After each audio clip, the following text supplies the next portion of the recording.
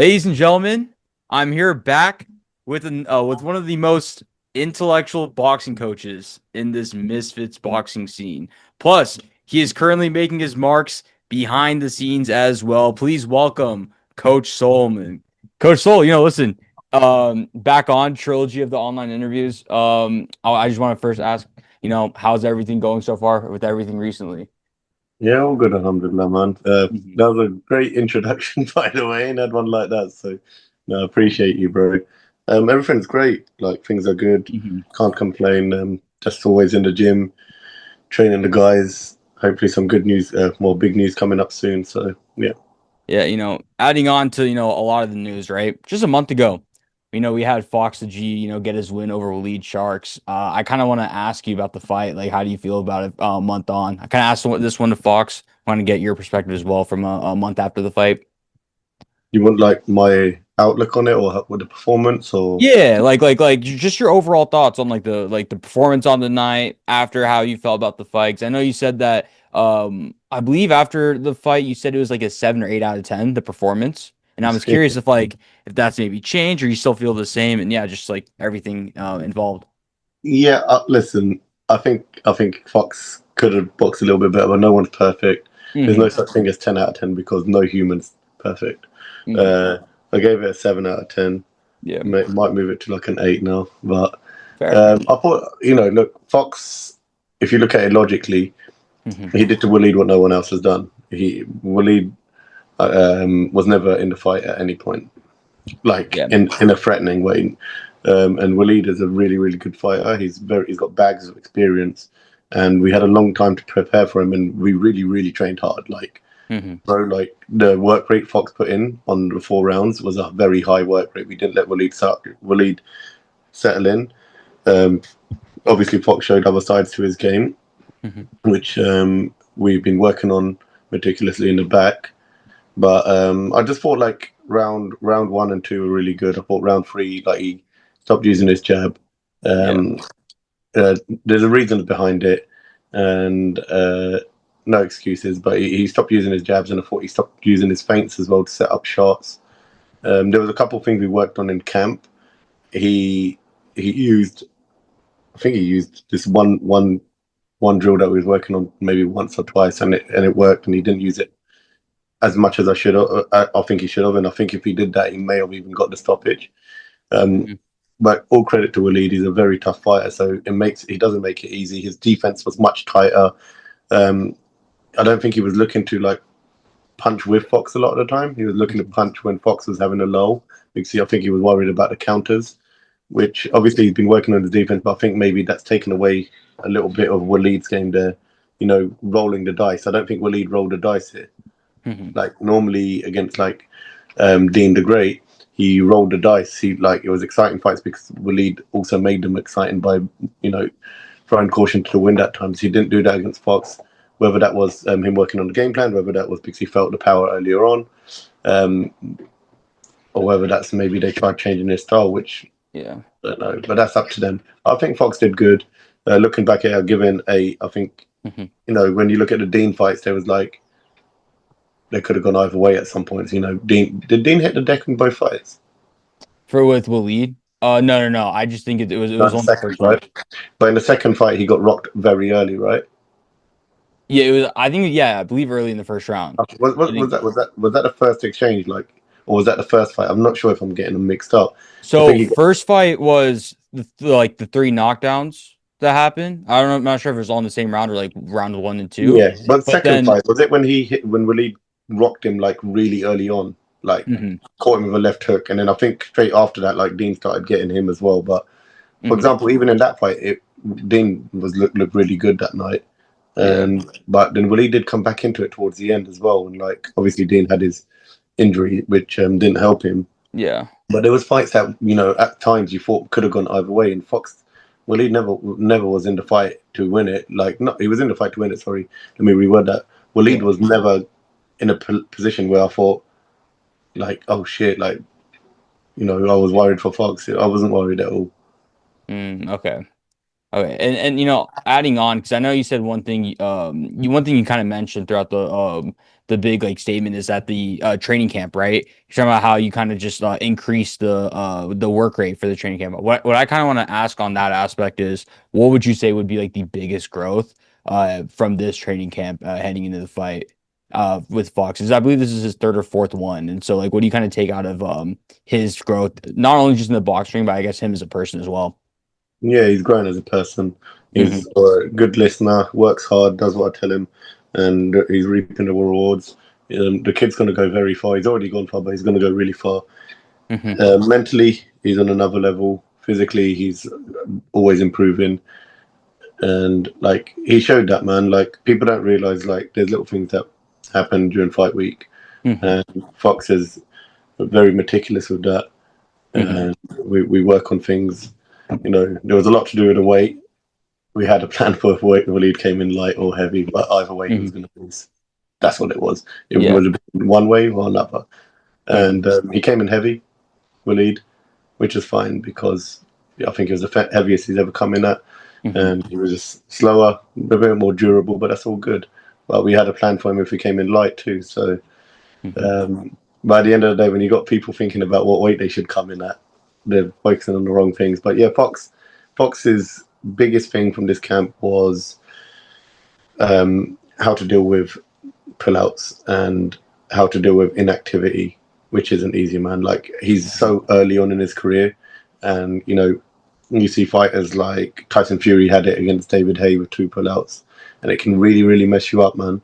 And it's a business where they're trying to make money. These guys to pay for their living. Like Fox doesn't live at home; he lives on his own, and he's got his own place to pay for. So I think it really mentally challenged him as a human, and he's just like he's had so many experiences early on in his career, which is crazy, man. Like the getting the knockout against Jay, which he probably didn't even expect it to happen. Well, no one expected it in that fashion, but he probably didn't expect to have it like that because Hmm. he was like he still I don't know if he trusted what the process what we was working on. Like we was going for the Hmm. knockout, we knew we was going to get it, but I don't know if he believed it himself. Then obviously the pull out, the non walkout by most. That was like another thing straight away. There was the bomb scare wasn't there. That's another thing.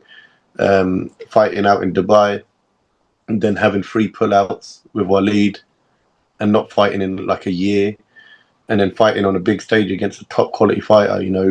Arguably in the top three. I'd like, well, not even arguably. I'd say top three when Fox fought him. He was top three lightweight, 100%, and beating him.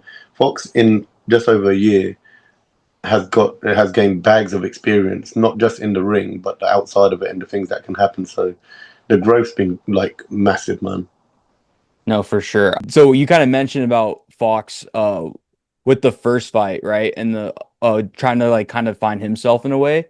When I Yeah, talked to Fox in that first like with the first fight, I asked him the question about like why he was choosing like different ring walk songs for different reasons. yeah, And he also mentioned at the same time that he was trying to find himself as a fighter within that first fight. That's why he chose a specific song yeah, for the first fight. What I was gonna say is you know, when he was trying to find himself as a fighter during that camp against Jay, that first the first fight, what was your kind of observations of seeing him trying to connect like the puzzles together to kind of realize who he is as a mm. fighter himself?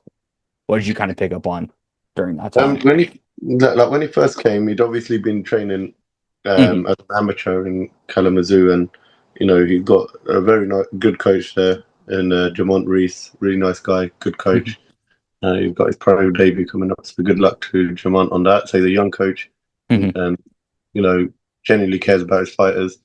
But he came here, and like obviously he was in the amateurs, and he's got good habits. He naturally had some good habits and some things that we needed to work on, and it was quite tough, man. Like because the way we train, and um, he had to train like that because no amateurs really train like us. We train, like professionals. We train twice a day, five to Hmm. six times a week, and it was really hard for him, man. And you know, to settle him into the style that I saw for him, to make him a better fighter in himself, it wasn't easy, and there was adjustments. Like it weren't even adjustments. It was like it was just working. tirelessly try and get him to work on these little things that would make him a better fighter. One of them Mhm. being his balance. And his balance is something that people would probably really commend. But when he first came, it was just, I was like, oh man.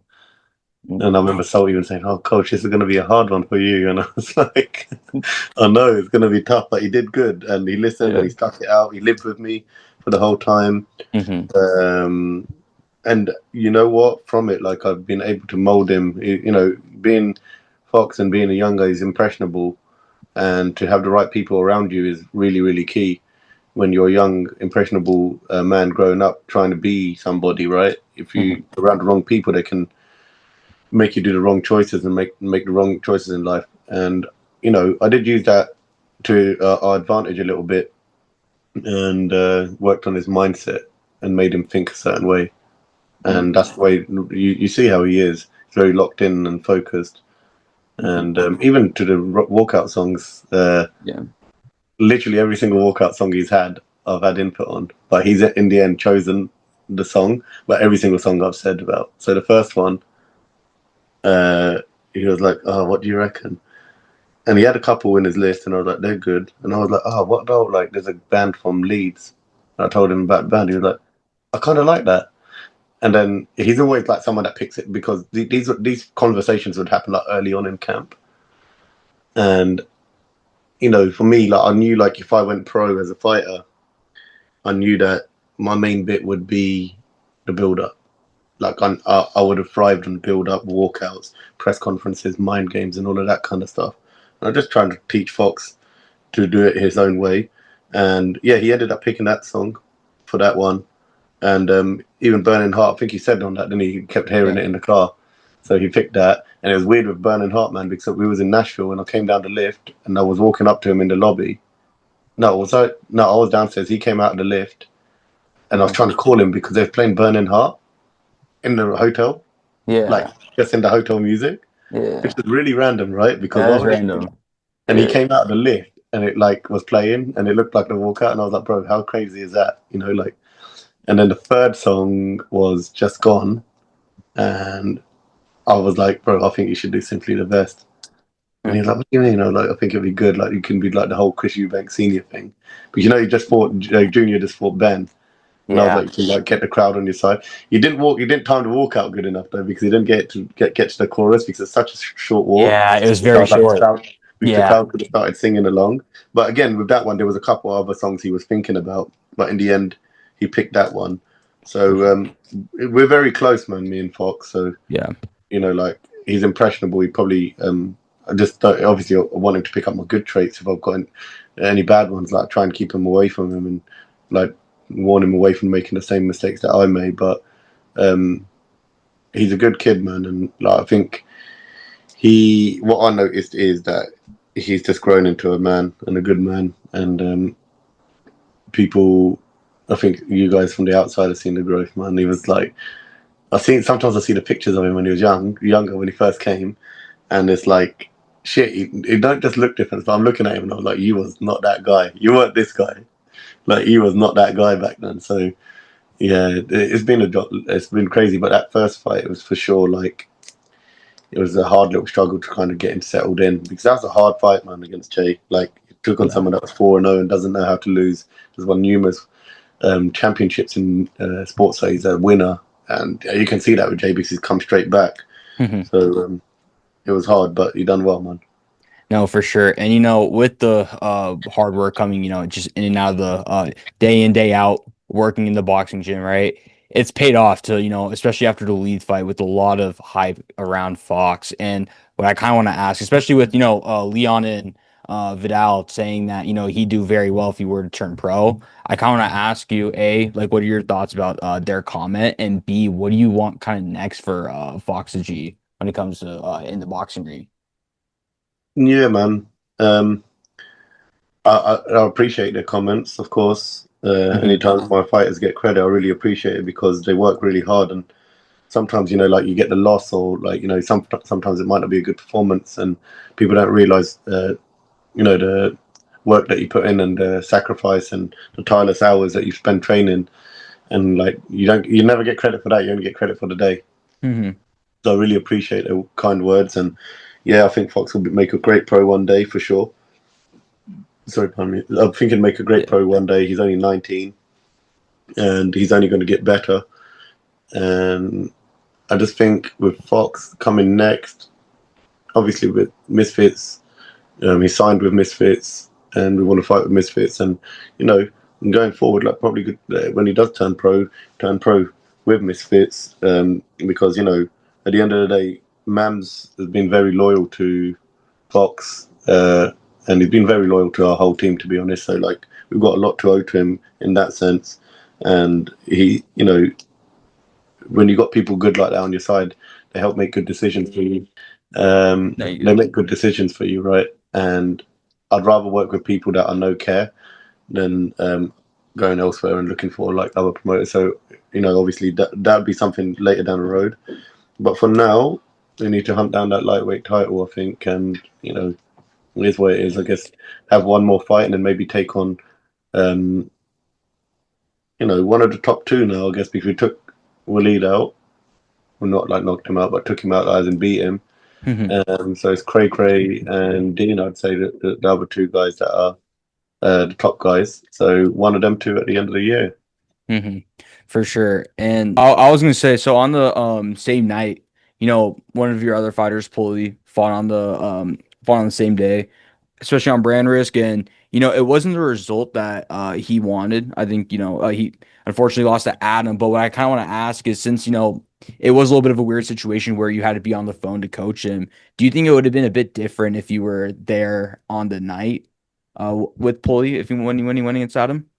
Yeah, for sure. Different things happen when different scenarios.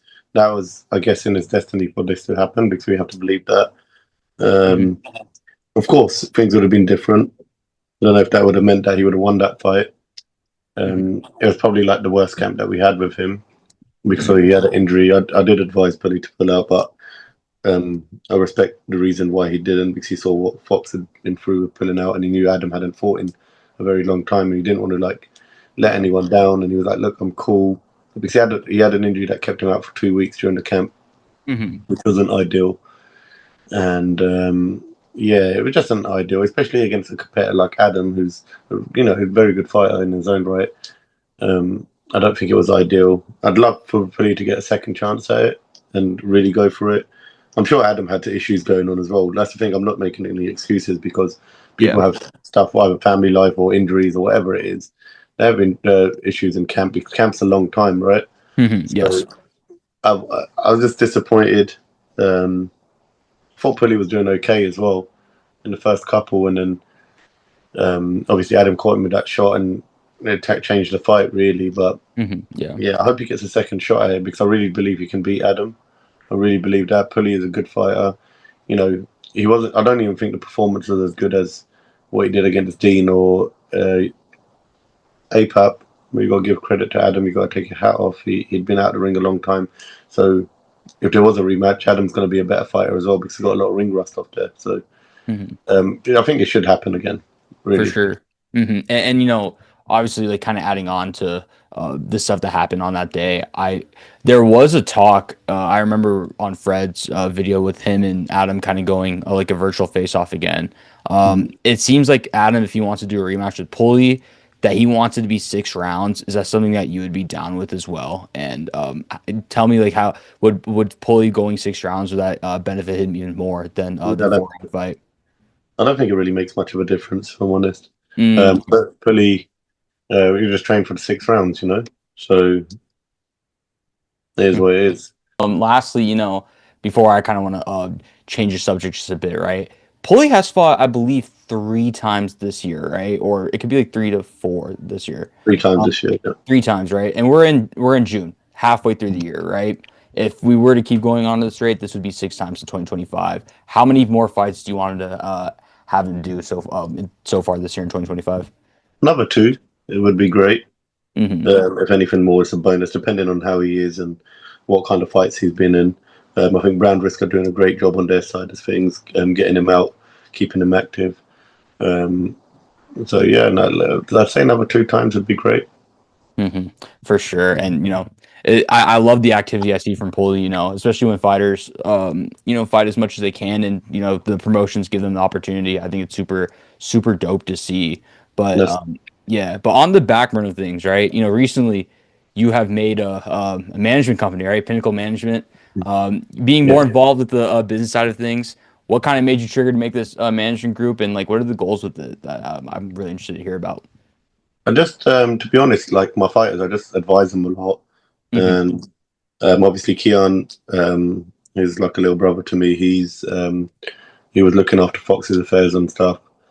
Um, he was going to go into management anyway with a natural route with his degree that he's just got at uni, and it got to the point where I can't train everyone, right? hmm I don't have the time of day, and even Salt was like, "Look, coach, you can't train everyone, but you know what? You got a lot of good connections, and also like you're a trustworthy person. You can help people by like getting them opportunities, like." Because I was thinking about helping Keon out and starting this up.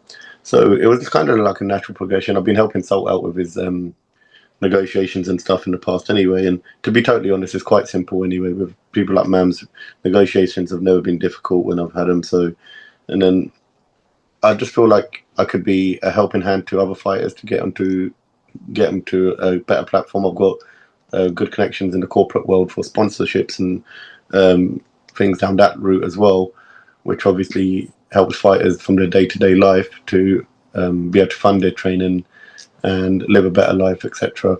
So it was kind of like a natural progression, and me being a person that likes to help other people. What better way to do it in this scene than get people opportunities where they maybe have to change their lives and make really good money? hmm For sure. And with people you've signed like Saul Poppy, Fox, and many more talented influencer boxers, what would you say is like the main thing you're kind of looking for in terms of talent to be a part of the Pinnacle management? We want to kind of make it like a unit hmm where I'm not just managing Soul or Fox individually, kind of like we're a team, still kind of like we have at the gym. And obviously, you can see we've got people from all different regions already signed up with us, and hmm we kind of want to just reach a pinnacle and we want to help them reach a pinnacle. And that's the whole outlook behind it. People that kind of are on the same wavelength and align with our views and our ethos, then they're the people that we're signing. hmm For sure. And kind of like adding on to more of the Pinnacle management stuff, right? You kind of mentioned a bit earlier that you have connections within like the sponsorships in the corporate world and stuff. And what I kind of want to ask is, are you looking to like sign people who are just outside the influencer boxing scene? So people who are maybe just pro boxers and vice versa, like well, pro boxers don't make content, but vice versa as well with content creators who maybe don't box. Is that something you're kind of keeping an eye on, or just mainly people who are in the pro boxing and influencer boxing scene? Yeah, I think we're going to branch out to wherever we can. We don't want to make a crazy amount of signings. We've got Yeah. three more to announce. hmm Um, and after that, we're going to kind of hold out. But yeah, we're going to like branch out into all kinds of stuff. Um, like TV, other sports, even. Listen, it's the pinnacle, so we're trying to do whatever we can. We don't want to aim just at influencer boxing. We want to aim at managing, talent, any kind of talent. For sure. And with the last one that I kind of have with everything, I would say with the management group being around just for like a few months already, what kind of goals do you want to achieve within the rest of 2025? With a few Oh, more wow. accounts and anything more, yeah. Yeah, just with Mhm. Pinnacle or like in general. First with Pinnacle, but then and honestly anything general after. Yeah, Yeah, yeah, love to with ask that. Pinnacle, I just want to kind of follow the natural progression. I really feel like we're going to do good hmm things for a lot of fighters and clients, and just get them good opportunities and be loyal to them and help them live a better life without feeling like we're taking too much. Because our ethos is behind trying to grow with them, not like us grow and suck the life out of them. So just help our fighters and give back as much as I can, give them good knowledge as much as I can, and make Pinnacle grow to the point where we know it can be. hmm For sure. And then any individual goals for yourself? Individual goals, just keep doing what I'm doing, try and be a better Mhm. person in myself, better person for my family, better person for my fighters, and with that, I hope Allah blesses us and shows us the righteous path, and just pray to get more and more success, and give all glory to Allah. Mhm. And Coach Soul, thank you for taking your time out today for doing this interview. Always an Anytime, honor. Always an honor having you you're on the the truth, show. man. So, You oh man, know, I've been so busy. I haven't done no interviews since. yeah. But I've been waiting to get one with you, and I Mhm. know I've held out a bit, but that's my bad. I've just been I so mean, busy. it's all good, man. Listen, But I'm no worries. It's yeah, all good for everyone who's still here tuning into this. If you guys like this interview and want more interviews like this, please hit the like, comment, and subscribe button, and I'll see you guys on the next one. Peace.